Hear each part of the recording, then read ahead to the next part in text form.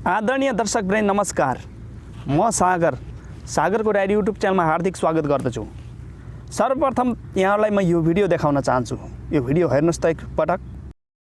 त्यसै यो भाषण गरेर हुँदैन, पर्खाल बन्द गर्छु, ताडबाड लगाउँछु, त्यसको परिणाम के त राज्यले सोचिया छ। अभी लिपुलेख का विवाद भी आया है, लेकिन मुझको लगता है कि सरकार ने बिना भारत और चीन के साथ संवाद किए बिना ही जिस ढंग से सम्माननीय राष्ट्रपति महोदय के मुंह से ये नया नक्शा निकालने की बात की है, उन्होंने हमारी विदेश नीति, उनकी क्षमता के ऊपर प्रश्न उठाए। यो भिडियोमा बोलिरहनु भएका नेपालका सांसद हुनुहुन्छ। पहिले बोल्नेको नाम हो लक्ष्मण लाल कर्मा र दोस्रो सांसदको नाम हो सरिता गिरी। उहाँहरूले के बोल्नु भएको छ तपाईले सुन्नुभयो नि। यो सुनिसके बित्तिकै मेरो शरीरमा 180 को स्पिडले रगत दौडिरहेको छ। तर यो भिडियोमा म हिन्दीमै जवाब दिनेछु, त्यसैले यो भिडियोलाई धेरैभन्दा धेरै शेयर गर्नुहोला र म आफ्नो राष्ट्रिय भाषाको प्रयोग गर्ने थिएँ। यिनीहरूले हिन्दी बोलेको कारणले गर्दाखेरि मैले हिन्दीमै जवाब दिनुपर्ने आवश्यकता देखियो। अब विषय शुरू करूँ। देखिए सरिता गिरी जी, विषय प्रसंग शुरू करने से पहले मैं आपके वचनों का हार्दिक श्रद्धांजलि व्यक्त करना चाहता हूँ। आपने जिस तरह से कहा है कि नेपाल का नया नक्शा जारी करने के लिए सम्माननीय राष्ट्रपति जी ने जो कहा है वो गलत है। नेपाल का नक्शा जारी करने के लिए हमें भारत और चीन को पूछना चाहिए, तब जाकर नेपाल का नक्शा निकालना चाहिए। आप किस देश की रहने वाली है, मुझे ये बताइए। आप किस देश की रहने वाली है?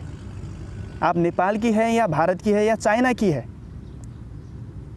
सबसे पहले तो आप अपना राष्ट्रीय भाषा, राष्ट्रीयता को भूलकर आप नेपाल के संसद जैसे गरिमामय स्थान पर हिंदी भाषा का प्रयोग कर रही हैं।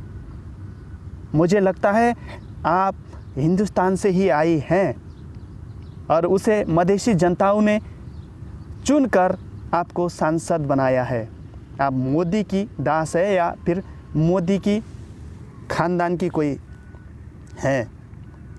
मैं ऐसा इसलिए कह रहा हूँ क्योंकि आपने राष्ट्र के विरुद्ध में इस तरह की बातें की है। सबसे पहले हमारा राष्ट्र है, राष्ट्र से ऊपर कोई भी नहीं है। पहले राष्ट्र है, उसके बाद में हम है, नेपाल सरकार है, और उसके बाद में हम जनता है। सबसे पहले तो भूमि की बात आती है। अब आप ये कह रही है कि हमें नक्शा निकालने के लिए भारत से या फिर चाइना से पूछना चाहिए, दोनों देशों से पूछना चाहिए। ठीक है, पूछ लेंगे, लेकिन जब उन्होंने लिपुलेख, कालापानी, लिम्पिया, धुरा को कब्जा करके उसमें रोड बनाया, तो क्या इन दोनों देशों ने हमसे पूछा था कि हम आपके भूमि पर सड़क बना रहे हैं, नक्शा खोद रहे हैं, सॉरी आपके भूमि का हम उल्लंघन कर रहे हैं, उस पर हम अतिक्रमण कर रहे हैं, ये हमसे पूछा था? नहीं पूछा ना। जब नहीं पूछा तो हमें क्यों ज़रूरत है दूसरों को पूछने की? हम क्या दूसरों के गुलाम हैं? क्या आप ये समझते हैं कि नेपाल भारत का ही स्टेट है? आप ऐसा समझती हैं? हाँ, मुझे इस बात का जवाब दीजिए। अगर लोकतंत्र की सरकार नहीं होती, राणा शासन होता, तो आपको बोरिया और बिस्तरा बांध कर इंडिया में भगा दिया होता था। लेकिन अभी क्या करें, लोकतंत्र की सरकार है। यहाँ सीके राव जैसे देशद्रोही गद्दारों को भी बोलने का मौका मिलता है, लेकिन हम जनता चाहे तो आपका बहुत कुछ बिगाड़ सकते हैं। इस बात को आप ध्यान में रखिएगा। और लक्ष्मण लाल कर्मा जी भी कह रहे हैं कि हमें सीमा में तारबार करने के लिए, यदि हम सीमा में तारबार करें तो इसका परिणाम आप जानते हैं। ऐसा बता रहे हैं। क्या आप हमें धमकी दे रहे हैं? नेपाल के सांसद होकर हम नेपालियों को धमकी दे रहे हैं? आप भी मोदी के चेले चांटे लगते हो।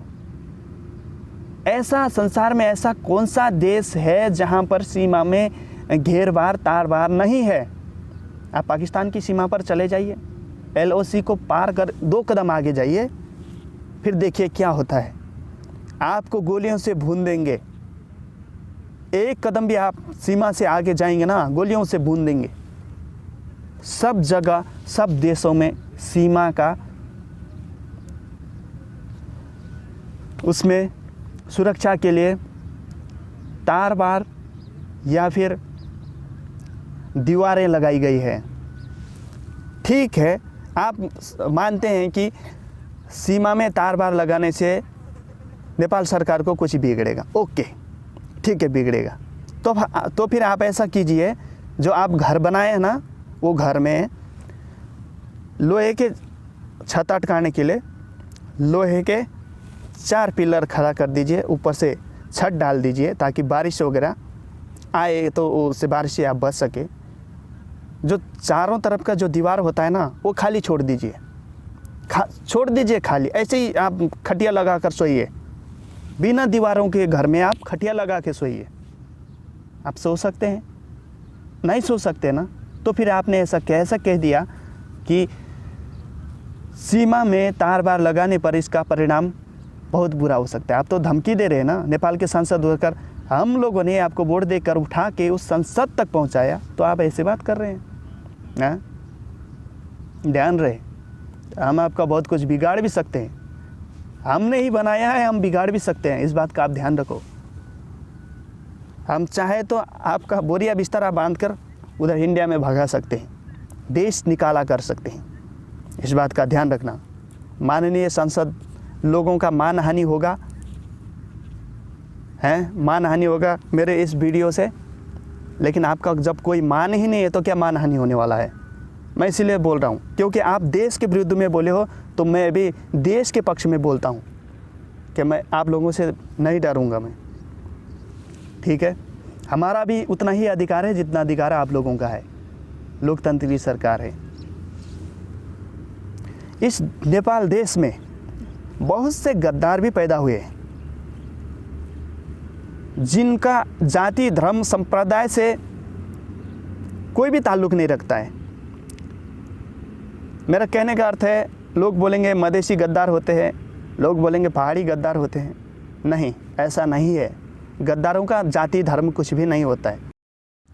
अपना सत्ता बचाने के लिए 1950 की अपमानजनक संधि में हस्ताक्षर करने के लिए मोहन शमशेर जैसे गद्दार भी इस देश में उत्पादन हुए। महाकाली और टनकपुर बेचने वाले गद्दार भी इस देश में जन्म हुए। समय समय पर जन्म होते रहते हैं। इस देश की सीमा पूर्व में तीस्ता और पश्चिम में सतलज नदी तक फैलाने वाले महान वीर पृथ्वी नारायण शाह, बलभद्र सिंह कुंवर, भक्ति थापा, अमर सिंह थापा जैसे महान वीर भी इसी धरती में पैदा हुए। लेकिन अभी दुर्भाग्यवश ये 2 सांसद भी मुझे इसी तरह के व्यक्ति लगते हैं। मैं किसी जात धर्म पहाड़ी हिमालय तराई इससे मैं ताल्लुक़ वाली बात नहीं कर रहा हूँ, क्योंकि जो भी गद्दार है उसे गद्दार कहना ही सत्य है। भारतीय दादागिरी इतनी बढ़ गई है कि हाल ही में इलाम ज़िले के तुंगली गांव में एक पार्क का निर्माण हो रहा था नेपाल की ओर से। उस सीमा स्तंभ से 300 मीटर अंदर है, 300 मीटर अंदर है, फिर भी भारतीय एसएसपी द्वारा उसे रोका गया है। यही है रोटी बेटी का संबंध। लोग कहते हैं रोटी बेटी का संबंध है भारत के साथ में। ठीक है, था, पहले समय में था, लेकिन अभी समय में ऐसा नहीं है। भारत अपने को सोचता है कि हमारे पास सैन्य शक्ति है, नेपाल कमज़ोर है, इसलिए हम इसको दबाएंगे। लेकिन माननीय सज्जन भारतीय विद्वान भी होंगे, मेरे इस वीडियो को देख रहे होंगे, तो आप खुद ही एनालाइज कीजिए, इतिहास देखिए, अभी का जो स्थिति क्या है उसे आप देखिए। भारत की तरफ से भारतीय सेना प्रमुख ने कहा कि नेपालियों को कोई उछाल रहा है, इसलिए ऐसा हो रहा है। हमने आपकी सीमा का अतिक्रमण नहीं किया है। आप तो हमारे किए गए भारत को किए गए योगदान को आप भूल गए। कारगिल युद्ध में हम गोरखों ने कितना साथ दिया वो भी भूल गए। जहाँ पर भी महान मुसीबत आता वहाँ पर हम साथ आते हैं। लेकिन जब आप अभी हमारी नेपाल माँ के ऊपर में ऐसे पैर रख के कुचल रहे हो तो हमें भी दर्द होता है। आपके भूमि को जितना भी आपके भूमि पर कोई अतिक्रमण करे, आपको जितना दर्द होता है उतना हमको होता है। ठीक है, अब बात करते हैं रोटी बेटी का। नेपाली परराष्ट्र मंत्री द्वारा जारी किया गया कूटनैतिक नोट का जवाब भारतीय सेना ने दिया। तो यहाँ पर रोटी बेटी का संबंध रहा। भारत ने रोटी बेटी के संबंध के मान को बनाए रखा।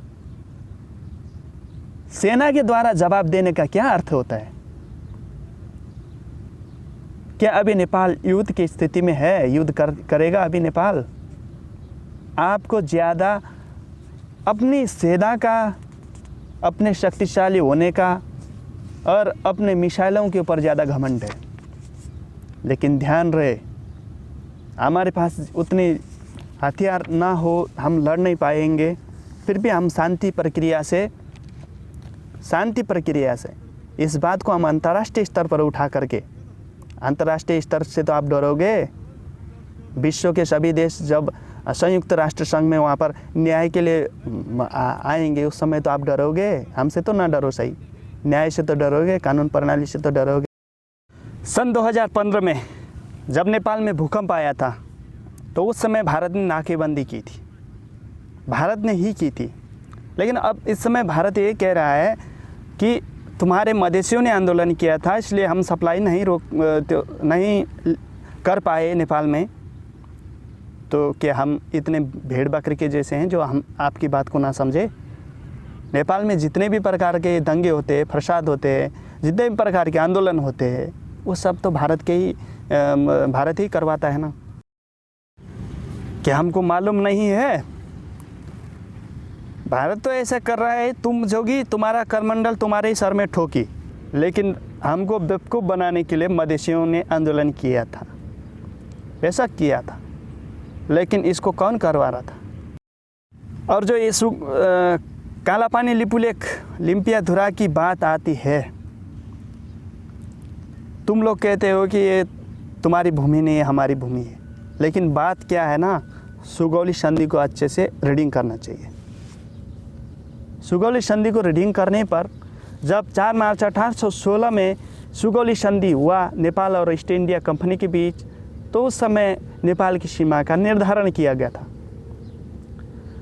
नेपाल की सीमा का निर्धारण पश्चिम में महाकाली नदी का उद्गम स्थल लिम्पियाधुरा से पश्चिम का जितना भी क्षेत्र है वो भारत का, और उससे पूर्व में जितना भी क्षेत्र है वो नेपाल का। इस तरह से अर्थात महाकाली नदी को बाउंड्री माना गया था। लेकिन कालांतर में राजा महेंद्र के समय में भारत की 18 सैन्य पोस्ट नेपाल की उत्तरी सीमा में विराजमान थी। राजा महेंद्र को ये बात बिल्कुल भी पसंद नहीं आई।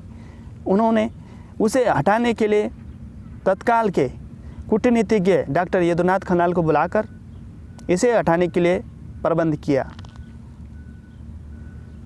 और उन्होंने 17 जगह से भारतीय पोस्टों को हटाने में कामयाब भी रहे हुए। और उसके बाद में जाकर कालापानी क्षेत्र से भारतीय सेना नहीं हटी। उस समय वहाँ पर छोटे छोटे झोपड़ी नुमा बना करके वहाँ सेना बैठी थी, लेकिन अभी इस समय वहाँ पर पक्का अड्डा जमा कर बैठी है। जो कालापानी क्षेत्र से इस साइड से जो नदी निकलती है, एक छोटी नदी, उसको कृत्रिम नदी, उसी को कृत्रिम काली नदी मानकर नक्शा में दिखाकर, जो लिम्पियाधुरा से उस नदी के जो इस समय का जो काली नदी दिखाया है उन्होंने, वो क्षेत्र से ऊपर तक का 300 से भी ज़्यादा वर्ग किलोमीटर का भूमि अतिक्रमण किया है।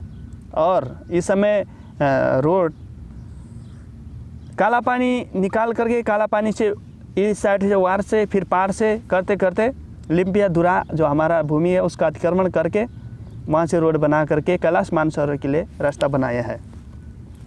अब हमारे नेपाल की संसद का कुछ एक दो संसदों का हालत तो इस तरह का है कि हमें नक्शा निकालने के लिए भारत को और चाइना को पूछना चाहिए। ठीक है, तुम्हारी बात मानते। अगर तुम्हारी मम्मी को कोई झपट मारता है बिना पूछे, ये बात थोड़ी कड़वी लग सकती है, थोड़ा ये मेरे शब्द कड़े हैं, माफ़ी चाहूँगा। अगर आपकी मम्मी को कोई लात मारता है, ठीक है, बिना पूछे, तो आप क्या उस लात मारने वाले के पास में जा करके पूछते हैं कि क्या अब मैं तेरा FRI दर्ज कराऊं, क्या तुझे मैं अभी जेल में पहुंचाऊं, ऐसा पूछते हैं? या फिर आप डायरेक्ट जाकर उसके लिए कुछ कानूनी प्रक्रिया अपनाते हैं? मुझे जवाब देना, आदरणीय दर्शक वृंद, नीचे जवाब देना मुझे इसका। कोई भी जब ऐसी स्थिति में स्वयं निर्णय लेकर कानूनी कार्रवाई करके उस गलती करने वाले को जेल में पहुंचाएगा। ठीक, भूमि अतिक्रमण हुआ है हमारा, भारत ने भी नहीं पूछा, चाइना ने भी नहीं पूछा। जिस समय मोदी 2015 में चीन के साथ में जा करके व्यापार समझौता किया था, उस समय मोदी आया था हमारे यहाँ पूछने कि हम तुम्हारे लिम्पियाधुरा से सड़क खोदने वाले हैं, हमें अनुमति दोगे? ऐसा पूछने आया था? नहीं आया था, नहीं आया था, बिल्कुल भी नहीं आया था। तो जब उन्होंने हमसे नहीं पूछा तो हमें उन्हें पूछने की क्या ज़रूरत? हम उनके गुलाम थोड़ी नहीं है, गुलाम तो नहीं है ना। भारत से चलो सप्लाई बंद हो जाए, गैस बंद हो जाए, पेट्रोल बंद हो जाए, कुछ भी बंद हो जाए, होने दो। हमारे जो पूर्वज थे वो कैसे जिए? गोरखा है, गोरखा, किसी भी प्रकार से जीवन यापन तो हो ही जाएगा, लेकिन कुछ समय तक मुश्किलें जरूर होगी। लेकिन भारत ही नहीं है, चाइना भी तो है ना। व्यापार समझौता हम किसी के साथ भी कर सकते हैं। भारत हमको क्या फ्री में देता है? नहीं देता है, उसे भी हम पे ही करते हैं। भाई बोल, मेरा भाई है बोल के फ्री में तो नहीं देता है ना, पैसा तो बहुत जाता है ना जनता का, जो कर उठा के हम लोग देते हैं सरकार को, वही पैसा खर्च होता है। बंद हो जाए तो क्या समस्या, होने दो। जब इस तरीके का व्यवहार करता है, जब अपने भाईचारे का व्यवहार को घुमा करके ऐसे दूसरों की भूमि को अतिक्रमण करता है, भाई छोटा भाई नहीं मानता है, अपने को दादागिरी समझता है, तो हाँ। तो अंत में मैं यही कहना चाहूँगा ये सांसद लोगों को कि आगे से इस तरीके का हरकत ना करें। यदि आपको ऐसा करना है तो बोरिया बिस्तर बांधे और भारत में जाएं। यहाँ नेपाल में आपको रहने का कोई भी अधिकार नहीं है, क्योंकि आप राष्ट्र के विरुद्ध में बोलते हैं, राष्ट्र के पक्ष में नहीं बोलते। इस समय राष्ट्र से बड़ा कोई भी नहीं है, तो इस तरीके की हरकत करने वाले यहाँ पर रहने का कोई अधिकार नहीं है। आप सीधा जाएं। अगर आइंदा इस तरीके की आप हरकत करते हैं तो फिर हम जनता उठेंगे, आपको काला चूना पोत के, काला मोछ लगा के वापस भेज देंगे उधर ही। तो इस भिडियो में इतना ही। आदरणीय दर्शकवृन्द, मैले धेरै नै चर्का शब्दहरू यस भिडियोमा बोलेको छु, माफी चाहन्छु। किनभने यस तरहको राष्ट्रको विरुद्धमा यस्तो कुरा गर्नेलाई मेरो साह्रै रगत उम्लिरहेको छ। यति भन्दै यो भिडियोलाई धेरैभन्दा धेरै सेयर गर्नुहोला र सबैका समक्ष यो भिडियोलाई पुर्याइदिनु होला। तपाईँ जहाँ भए पनि, जुनसुकै अवस्थामा भए पनि आफूलाई केयर गर्नुहोला कोरोना भाइरसबाट। र यति भन्दै म सागर बुढा बिदा हुन चाहन्छु। हस्त, नमस्ते, जय नेपाल।